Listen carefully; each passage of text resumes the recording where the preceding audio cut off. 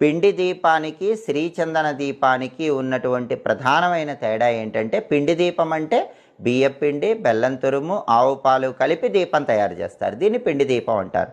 శ్రీచందన దీపం అంటే బియ్యపిండితో పాటుగా కొద్దిగా చందనం కూడా కలిపి బియ్యపిండిలో ఆవు పాలు కలిపి బెల్లం తురుము కలిపి దీపం తయారు చేస్తే దాన్ని శ్రీచందన దీపం అంటారు. ఇలా తయారు చేసుకున్న పిండి దీపాన్ని మీరు ఏర్పాటు చేసుకున్న రాగి పళ్ళెం లేదా ఇత్తడి పళ్ళెంలో ఉంచి ఆవు నెయ్యి పోసి కుంభవత్తి అంటే పువ్వొత్తి వేసి దీపం వెలిగించాలి. కనీసం 2 పువ్వొత్తులు వేసి దీపం వెలిగించండి.